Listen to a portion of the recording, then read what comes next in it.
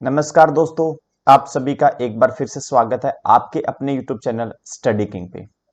एक बार फिर से आज का द हिंदू एडिटोरियल और उसके साथ में जितनी भी महत्वपूर्ण वोकैबुलरी का पार्ट है वो सभी डिस्कस करने के लिए मैं आपके सामने आ गया हूं।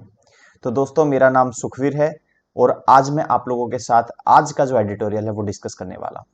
मेरी पूरी कोशिश रहेगी कि बिल्कुल एक एक पॉइंट आपको समझाया जाए, जो ग्रामेटिकल पॉइंट्स हैं वो भी क्लियर किए जाएं और वोकैबुलरी को भी आपको याद करवा दिया जाए।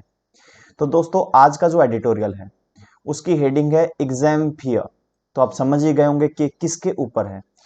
अभी अभी दोस्तों एक डिसीजन लिया गया है गवर्नमेंट ऑफ इंडिया के द्वारा कि भैया 12वीं के जो एग्जाम है वो कैंसिल हो जाएंगे। और जैसे ही सीबीएसई ने डिसीजन लिया, तमाम स्टेट बोर्ड्स ने ये डिसीजन इंप्लीमेंट कर दिया है। तो देखिए यहां पर क्या बोला है, द सीबीएसई क्लास 12 एग्जाम। ठीक है, तो यहां पर मेन सब्जेक्ट एग्जाम है दोस्तों। पूरा का पीछे का जितना भी पार्ट है ये एडजेक्टिव का काम कर रहा है। ठीक है, एग्जाम हैज बीन कैंसल्ड, याद रखिएगा वर्ब प्लस उसके बाद वाला पार्ट क्या होता है, प्रेडिकेट होता है। तो अगर आपको सब्जेक्ट को सही तरीके से पकड़ना तो आप प्रेडिकेट से मदद मांग सकते हैं। प्रेडिकेट क्या होता है, वो बताता है सब्जेक्ट के बारे में। तो हैज बीन कैंसल्ड, क्या कैंसिल किया गया है, वो है एग्जाम। क्लास 12 नहीं, ना ही सीबीएसई को किया गया। तीन मेन चीजें थी इसमें, सीबीएसई, क्लास 12 और एग्जाम। तो हम देख सकते हैं कि एग्जाम के बारे में ही ये जानकारी है। तो प्रेडिकेट जिसके बारे में बताएगा वो सब्जेक्ट होगा। यही कारण है कि सब्जेक्ट के अकॉर्डिंग ही वर्ब को लिया जाता है दोस्तों। आगे देखिए, बट एक कंजंक्शन आ गया जो कॉन्ट्रास्ट दिखाता है। बट द सेंटर, ठीक है, अब ये इस कंजंक्शन के बाद का सब्जेक्ट हो गया। मस्ट मॉडल हो गया आपका, जो अपने बाद हमेशा वी1 लेगा। मस्ट एक्ट, ये आपका वी1 आ गया। एक्ट के बाद ये जो टू सिक्योर है, ये टू इन्फिनेटिव का स्ट्रक्चर बना रहा है दोस्तों, टू प्लस वी1। और टू इन्फिनेटिव जो है वो नाउन की तरह भी काम कर सकता है और टू इन्फिनेटिव एडवर्ब की तरह भी काम कर सकता है। अगर ये आपको वाई का रिप्लाई देता हुआ नजर आए, ठीक है, अगर ये कहीं पर भी वाई का रिप्लाई देता हुआ नजर आए तो समझ आएगा कि ये एडवर्ब है। और अगर ये व्हाट का रिप्लाई देता हुआ नजर आए तो समझ जाइएगा कि ये नाउन की तरह काम कर रहा है। यहां पर ये वाई की तरह रिप्लाई कर रहा है। ठीक है, कि सेंट्रल गवर्नमेंट को एक्ट करना चाहिए। क्यों करना चाहिए, ठीक है, टू सिक्योर एजुकेशन। और टू इन्फिनेटिव चाहे नाउन की तरह काम करे या एडवर्ब की तरह काम करे, खुद का ऑब्जेक्ट ले सकता है। ठीक है दोस्तों, तो यहां पर देखिए हमारे पास क्या था, the class 12 exam has been cancelled, ये एक बात बताई गई। But the centre must act to secure education.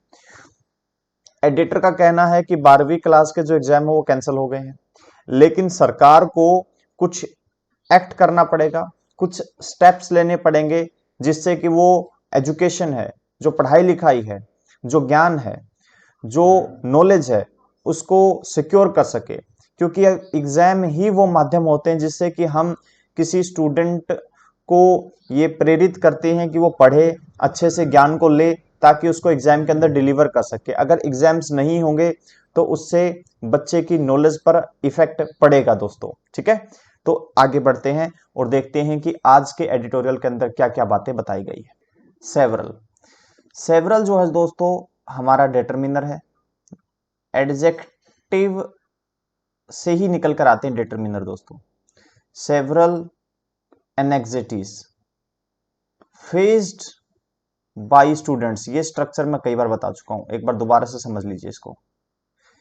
ये वर्ब की थर्ड फॉर्म है, इसको वर्ब की सेकंड फॉर्म मत मानिए, क्योंकि अगर वर्ब की सेकंड फॉर्म ये है तो सब्जेक्ट के बाद डायरेक्टली V2 का आना मतलब एक्शन करना।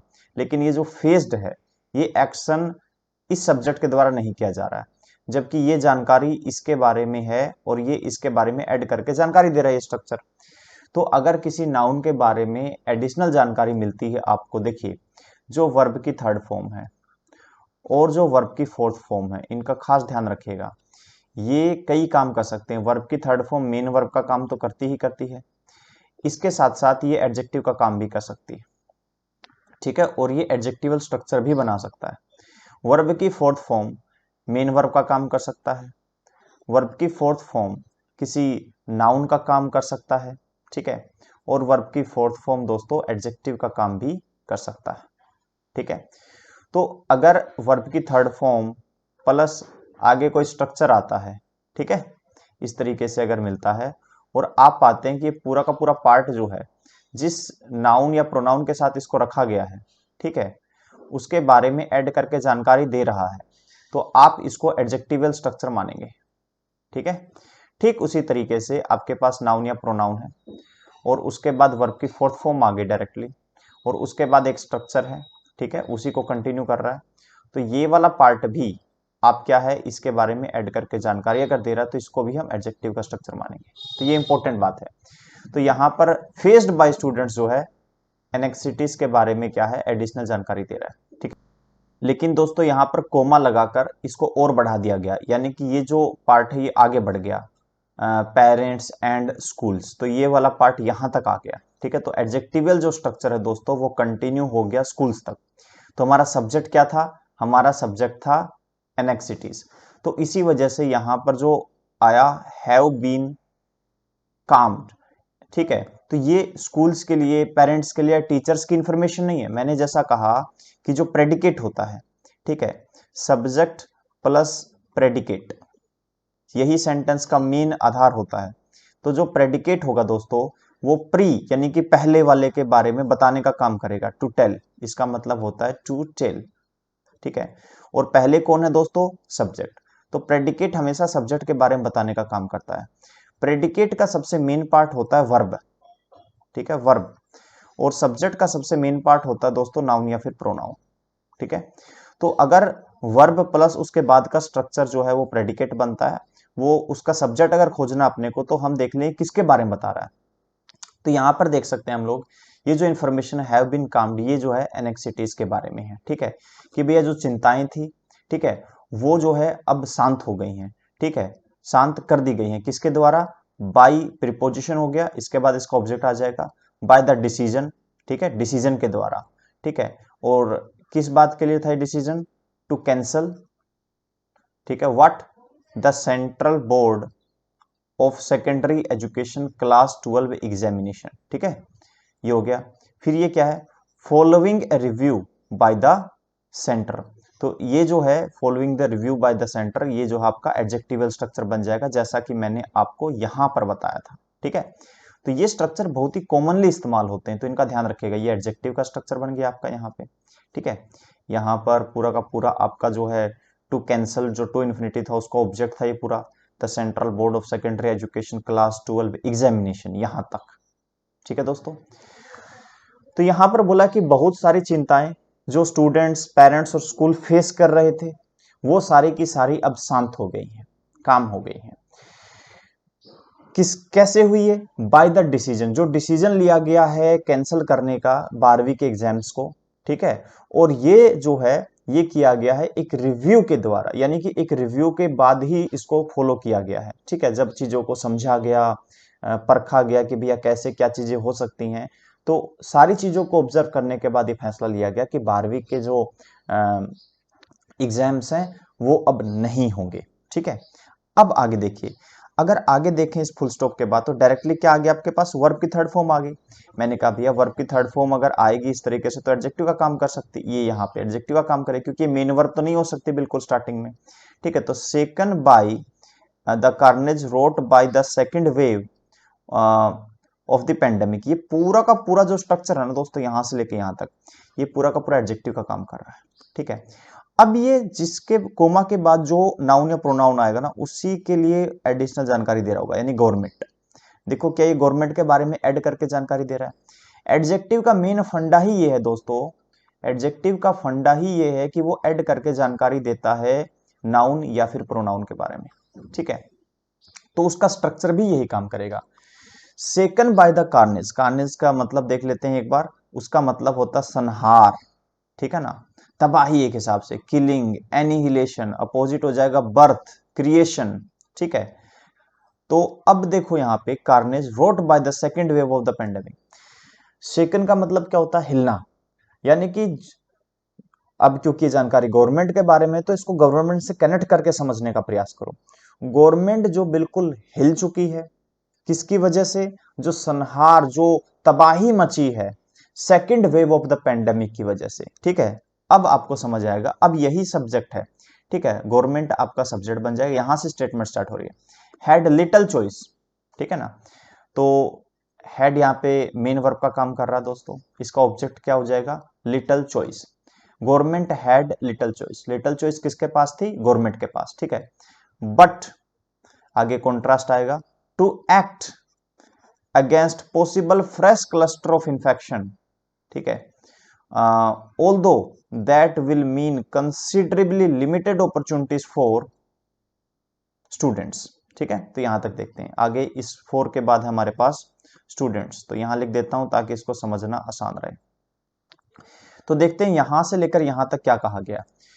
गवर्नमेंट हैड लिटल चॉइस, इसमें कोई दिक्कत नहीं है, उसके पास बहुत ही कम चॉइस थी, ठीक है। लिटल जो है दोस्तों वो अनकाउंटेबल नाउन के लिए मोस्टली इस्तेमाल किया जाता है, ठीक है। लिटल चॉइस थी, but to act against possible fresh clusters of infection, लेकिन ये जो नया क्लस्टर यानी कि एक नया मतलब इन्फेक्शन का बहुत ज्यादा मात्रा में अभी जो नए तौर पर बढ़ना है, उसके लिए ऐसे इस तरीके से आप समझ सकते हो, उसके खिलाफ अगर एक्ट करना है, ठीक है। ये जो है भैया देखो, आप इसको ऐसे समझिए, क्यों कहा कि गवर्नमेंट के पास लिटिल चॉइस है। मैं हर एडिटोरियल में बात बताता हूं कि अगर कोई चीज बताएगी तो उसका फैक्ट बताता हूं बाद में, उसके पास लिटिल चॉइस थी, ठीक है। क्योंकि जो फ्रेश क्लस्टर ऑफ इन्फेक्शन है उसके खिलाफ अगर हमें एक्ट करना है तो उसके पास बहुत ज्यादा विकल्प नहीं थे कुछ करने के, तो उसने जो विकल्प किए, लेकिन जो है although that will mean considerably limited opportunities for students, लेकिन इससे क्या होगा कि स्टूडेंट्स की जो अपॉर्चुनिटीज होती है वो लिमिटेड हो जाएंगी, वो घटेंगी, वो बाधित हो जाएंगी, ये कहना है एडिटर का। तो यहां पर समझो, गवर्नमेंट जो बिल्कुल हिल चुकी थी second wave of corona pandemic से, उसके पास बहुत कम विकल्प थे कि वो इस सेकेंड वेव के कारण जो इम्पैक्ट हुआ है उसको झेल पाए और बच्चों को बचा पाए। तो उसके पास जो विकल्प थे उसने फैसला लिया कि एग्जाम नहीं होगी, लेकिन ऐसा करने से क्या होगा कि जो बच्चों के पास जो अपॉर्चुनिटीज हैं वो घट जाएंगी, वो लिमिटेड हो जाएंगी। ये पूरा का पूरा कंक्लूजन है इस पार्ट का, मैंने बिल्कुल डिटेल्स में आपको बता दिया है, ठीक है। अब आगे देखते हैं दोस्तों, आगे बोला है होप्स, तो ये आपका नाउन हो गया जो प्लूरल है, तो यही सब्जेक्ट बनेगा आपका, ठीक है। फोर आ गया प्रीपोजिशन, ठीक है। अब इसके बाद इसका ऑब्जेक्ट आ जाएगा, ये हो जाएगा प्रेडिक्टेबिलिटी, ये नाउन है तो ये ऑब्जेक्ट का काम कर सकता है, तो ये हो गया आपका ऑब्जेक्ट, ठीक है। इन प्रीपोजिशन हो गया, अब इसका ऑब्जेक्ट क्या हो जाएगा 2021, ये इसका ऑब्जेक्ट हो गया, ठीक है। आफ्टर वैसे ही आपका जो होता है टाइम को बताने का काम करता है, after before, after the traumatic experience, ठीक है। तो ये यहाँ पर प्रीपोजिशन का काम कर रहा है, प्रीपोजिशन के बाद फिर ऑब्जेक्ट आ गया, ऑफ प्रीपोजिशन आ गया, फिर ऑब्जेक्ट आ गया द स्टूडेंट्स, ठीक है। ऑल थ्रू लास्ट ईयर, ये टाइम की बात हो रही है, एडवर्ब का स्ट्रक्चर बन जाएगा, ठीक है ना। तो दोस्तों यहां पर अगर हमारा सब्जेक्ट चल रहा है वो क्या चल रहा है, होप्स, और यही कारण है देखिए यहां पर have been dashed by the emergence of the double mutant variant of the corona virus. इसको खैर समझाता हूं, हैज बीन डैश्ड, ये वाला देखो, ये वाला जो पार्ट है ना, हैज बीन डैश्ड, ये होप्स के लिए आया है, ठीक है ना। तो आप देख सकते हैं कि इस तरह के एरर वगैरह बैंक में आते हैं, अगर यहाँ पर हैव की जगह पे हैज का इस्तेमाल कर लेते, तो अगर बच्चे को पूरा कॉन्सेप्ट नहीं पता कि प्रीपोजिशन के बाद ऑब्जेक्ट, प्रीपोजिशन के बाद ऑब्जेक्ट आता रहता है और उसका ध्यान मेन सब्जेक्ट पे नहीं है, तो उसको पकड़ में नहीं आता। तो यहाँ पर जो मेन मुद्दा है वो ये है कि होप्स ही मेन सब्जेक्ट था, और जैसा कि मैंने आज आपको ट्रिक दी कि प्रेडिकेट से पूछिए कि तुम्हारा सब्जेक्ट कौन है तो बताएगा, तो हैव बीन डैश्ड, क्या डैश्ड हुए हैं, होप्स, ठीक है। तो होप्स जो है वो बिल्कुल पूरी तरीके से मतलब कह सकते हैं कि उसको बहुत ज्यादा नुकसान हुआ है, वो बिल्कुल मुरझा गए हैं ऐसा कह सकते हैं, bye the emergence of double mutant variant of the corona virus. एक डबल म्यूटेंट वेरिएंट जो आया कोरोना वायरस का, उसकी वजह से, उसके उगने की वजह से, उसके इमरजेंस की वजह से। दैट, अब दैट जो होता है डिफाइन करता है, दैट हैज स्प्रेड, अब दैट किसको डिफाइन कर रहा है, कोरोना वायरस को। तो ये जो इंफॉर्मेशन है हैज स्प्रेड, ये किसकी है, कोरोना वायरस की है। स्प्रेड फार एंड वाइड, यानी बहुत ज्यादा जगह पर फैल चुका है। बिकॉज ऑफ, याद रखिएगा दोस्तों, बिकॉज ऑफ एक प्रीपोजिशन होता है, अगर बिकॉज अकेला आता है दोस्तों, ठीक है, समझिएगा, बिकॉज अकेला आता है तो ये होता है आपका कंजंक्शन, ठीक है, ये होता आपका कंजंक्शन। लेकिन अगर आपका बिकॉज ऑफ आया है, अगर कहीं पर आया है बिकॉज ऑफ, तो फिर ये हो जाता है प्रीपोजिशन, कंपाउंड प्रीपोजिशन है, ये आप समझ लीजिएगा। ठीक है, प्रीपोजिशन। तो यहां पर बिकॉज ऑफ है, तो इसके बाद आपका कोई क्लोज नहीं आ सकता, डायरेक्टली ऑब्जेक्ट आएगा, सुपर स्प्रेडर इवेंट्स, ये ऑब्जेक्ट हो गया। ठीक है ना, तो इस तरीके से आपको समझना होगा। अब यहां तक मैं आपको समझाता हूं। ठीक है, यहां पर बोला होप्स यानी जो उम्मीदें थी, किस बात, फॉर बताता है रीजन, किस बात को लेकर, प्रेडिक्टेबिलिटी इन 2021। ठीक है, after the traumatic experience of students all through last year. पिछले साल भी बहुत कुछ स्टूडेंट्स को झेलना पड़ा था दोस्तों, पूरे साल घर रहना पड़ा था, ऑनलाइन पेपर देने पड़े थे। जो नॉलेज के प्यासे बच्चे हैं वो ये दुख समझ सकते हैं कि कितनी ज्यादा परेशानी उनको फेस करनी पड़ी थी। अब उनकी जो उम्मीदें थी वो बिल्कुल पूरी तरीके से तबाह हो गई, has been dashed by the emergence of double mutant variant. और किसकी वजह से ऐसा हुआ, बाई बताता है किसकी वजह से, है ना, डूअर को बताता है। तो ये जो है डबल म्यूटेंट वेरिएंट जो कोरोना वायरस का आया उसकी वजह से, और वो क्या हुआ, पूरी तरीके से जो फैल गया है हर जगह पर।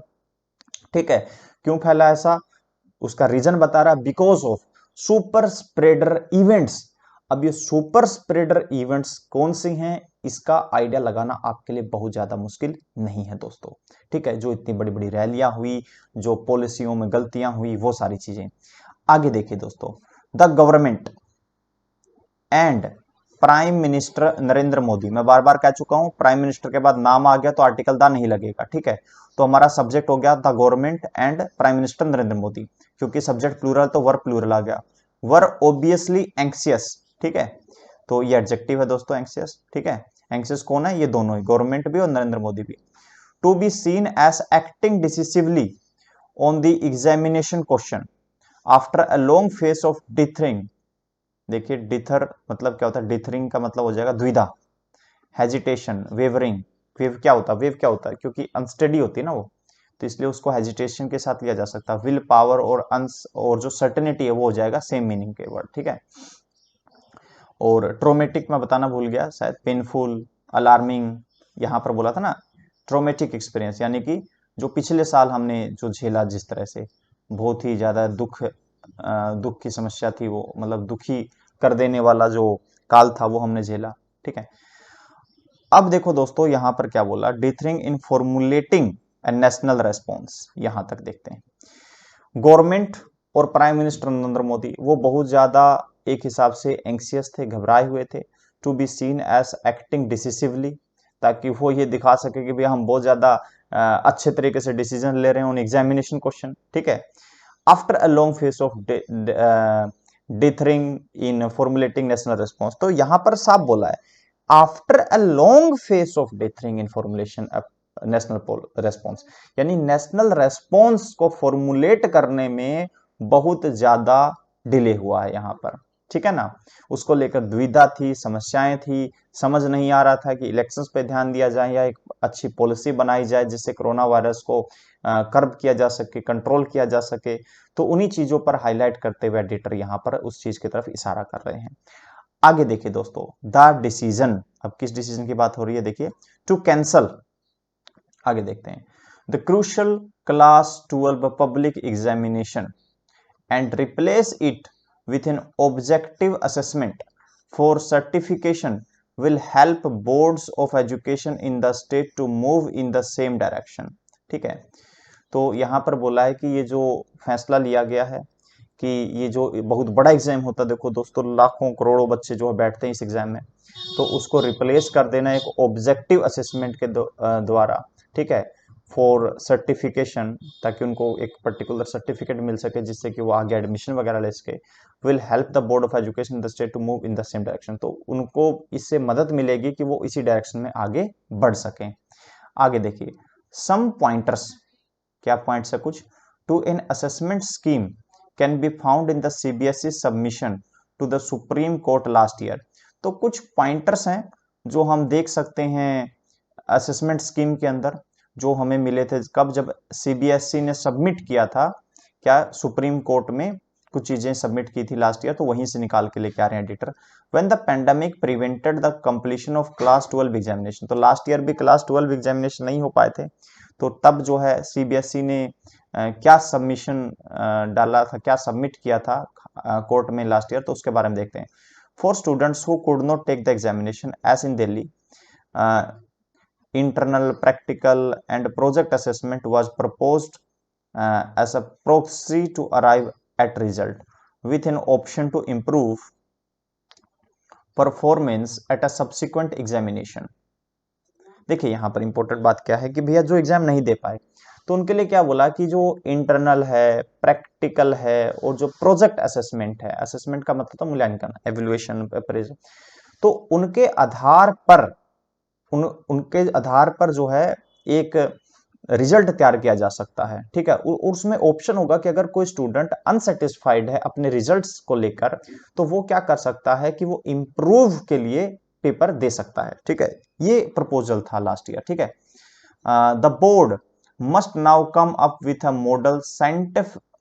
Model scientific scheme. तो एडिटर का कहना है कि चलो ठीक है, पिछली बार तो हम रेडी नहीं थे, हमारे पास एकदम से ऐसी विपदा आ गई थी जो बड़ी अनएक्सपेक्टेड थी, लेकिन इस बार धीरे धीरे करके चीजें क्लियर ऐसी थी कि ऐसा हो सकता है। तो इस बार एडिटर का कहना है कि जो बोर्ड है उसको स्ट्रॉन्ग सजेशन दिखाता है मस्ट, तो उसको जो है बहुत ही साइंटिफिक स्कीम, एक ऐसे मॉडल के साथ आना चाहिए जिसके अंदर बहुत साइंटिफिक तरीके से चीजें हों, ठीक है। आगे देखिए क्या कहना है, यानी कि पिछले बार से बेहतर चीजें इस बार एप्लीकेबल होनी चाहिए। The decision to cancel the examination in 2021 may have resolved prickly issue. prickly मतलब क्या होता है दोस्तों, कांटेदार, यानी कि जो बड़ा तकलीफ दे रहा था, ठीक है। इची, स्टिंजिंग, अनपॉइंटेड और ब्लंट हो जाएंगे अपोजिट मीनिंग। ये कह रहे हैं कि भैया ये जो डिसीजन है 2021 में पेपर ना लेने का, इससे हो सकता है कि ये जो कांटेदार इशू था ये रिजोल्व हो गया हो, इसका सोल्यूशन निकल गया हो। बट लेकिन क्या है, the question of national entrance examinations such as NEET, JEE need to be address. लेकिन जो नेशनल एंट्रेंस एग्जाम्स होते हैं जैसे नीट का है, जेई का है, उनको तो हमें एड्रेस करना पड़ेगा, उनका तो कुछ सोल्यूशन निकालना पड़ेगा। इंपॉर्टेंटली महत्वपूर्ण तरीके से क्या है कि centre must recognise that the major factors such as non availability of enough vaccine doses, absence of systematic vaccine coverage plan, and poor understanding of where virus variants are spreading contributed to the second wave। ठीक है, यहां तक देखते हैं दोस्तों, क्योंकि आगे and है तो इस पार्ट को आगे बढ़ा रहे हैं, तो यहां तक देख लेते हैं एक बार। तो यहां से ये कहां से मैं एक्सप्लेन कर रहा हूं, इंपॉर्टेंटली से, अगर महत्वपूर्ण तरीके से देखा जाए तो जो सेंटर है उसको कहा मस्ट रिकॉग्नाइज, उसको बिल्कुल खास तौर पर इस चीज के ऊपर ध्यान देना होगा कि जो मेजर फैक्टर है, जैसे फिर उदाहरण के तौर पर दिया उसने कि कौन कौन से फैक्टर्स हैं।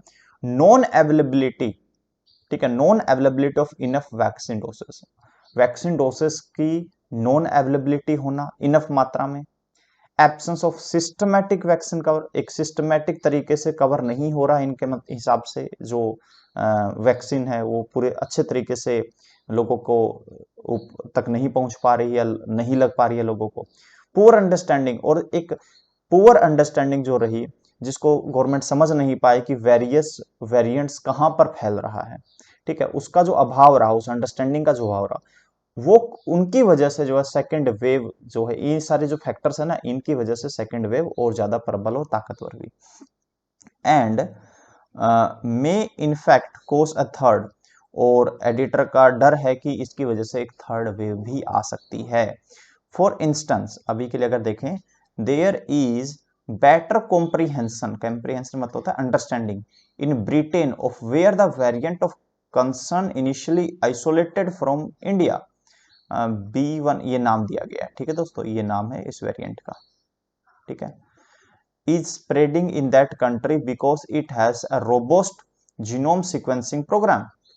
रोबस्ट का मतलब होता है स्ट्रॉन्ग, मजबूत, ठीक है, स्ट्रॉन्ग, स्टर्डी, अपोजिट हो जाएगा फ्रेजाइल, ब्रिटल। तो यहां पर अगर फैक्ट रखा है, एक कोई चीज बोली एडिटर ने कि भैया एक कमजोर अंडरस्टैंडिंग, पुअर अंडरस्टैंडिंग है हमारे सरकार की, कि हम समझ नहीं पा रहे हैं कि जो वेरिएंट है वो कहाँ फैल रहा है, तो फिर वो फैक्ट रखते हैं कि ऐसा क्यों कहा? क्योंकि ब्रिटेन एक ऐसा एग्जाम्पल है जहां पर वेरिएंट को जो इनिशियली आइसोलेटेड फ्रॉम इंडिया, जैसे जितना भी better comprehension in Britain of where the variant of concern initially isolated from India. तो जहां से जो भी वेरिएंट आया ना ब्रिटेन में, उसको इनिशियली ही बिल्कुल स्टार्टिंग तौर पर ही उसको क्या कर दिया गया? आइसोलेट कर दिया गया। ठीक है, is spreading in that country because it has a robust genome sequencing programme, और क्योंकि उसके पास बहुत ही स्ट्रॉन्ग जीनोम सीक्वेंसिंग प्रोग्राम है। ठीक है, आगे देखिए दोस्तों, such sharp insight together with the availability of free and widespread testing, वहां पर जो टेस्टिंग है बिल्कुल फ्री और जो है wide spread, is crucial to stop waves of infection that threatens to hobble. Hobble मतलब क्या होता है दोस्तों? लंगड़ाना, यानी कि एक हिसाब से नुकसान होना। फ्लैटर, स्टैगर, स्ट्राइड और कंटिन्यू अपोजिट हो जाएंगे। द कंट्री, यानी कंट्री को लड़खड़ाने से, लंगड़ाने से बचा जा सकता है। Free availability, wide spread testing, यानी टेस्टिंग को बहुत ज्यादा बढ़ाया जा सके, तभी जाकर हमें एग्जैक्टली पता चलेगा कि कौन कौन से एरियाज वो हैं जो सबसे ज्यादा इन चीजों को स्प्रेड कर रहे हैं, सबसे ज्यादा कौन से फैला रहे हैं। ठीक है, तो इस पर हमें बहुत ही शार्प नजर रखनी होगी। ठीक है, the plight of students, plight मतलब होता है दोस्तों दुर्दशा। ठीक है, उनकी जो दिक्कतें हैं, डिफिकल्टी, क्वेंट्री अपोजिट हो जाएगा advance, benefit, which is engaging governments has to become a top priority. तो उनकी जो स्टूडेंट्स की जो समस्याएं हैं, ठीक है, विच इज इंगेजिंग गवर्नमेंट्स, जिसमें गवर्नमेंट भी अब इन्वॉल्व है, has to become a top priority.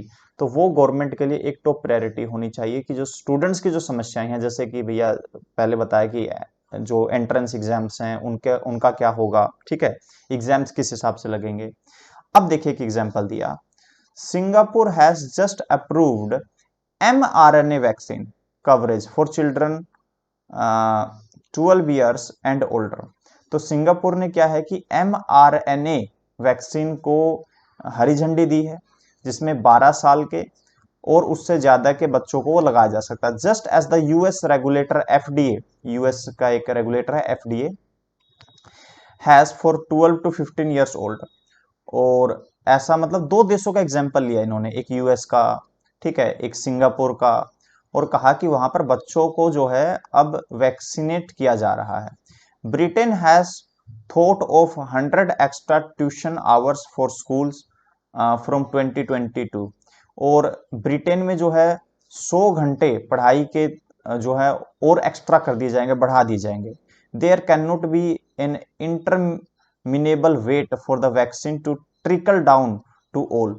तो इनका कहना है कि भैया हम वैक्सीन का इंतजार नहीं कर सकते कि जो पूरे देश को वैक्सीन लग जाएगी तब हम इन चीजों पर ध्यान देंगे। ठीक है, the centre must take responsibility, सरकार को जिम्मेदारी लेनी होगी किस बात की? टू प्रोवाइड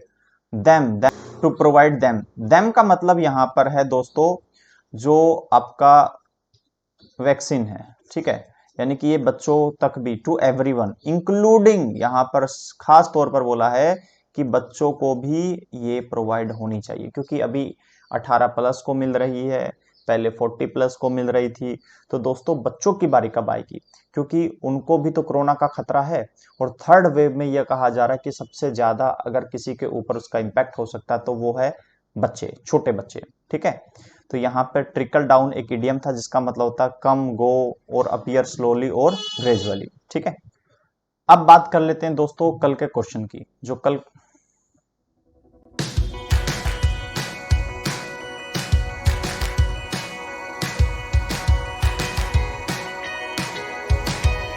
अब बात कर लेते हैं दोस्तों कल के क्वेश्चन। कल मैंने एक क्वेश्चन दिया था दोस्तों जो एक फिलर था, और इसका सही जवाब था दोस्तों करेक्ट।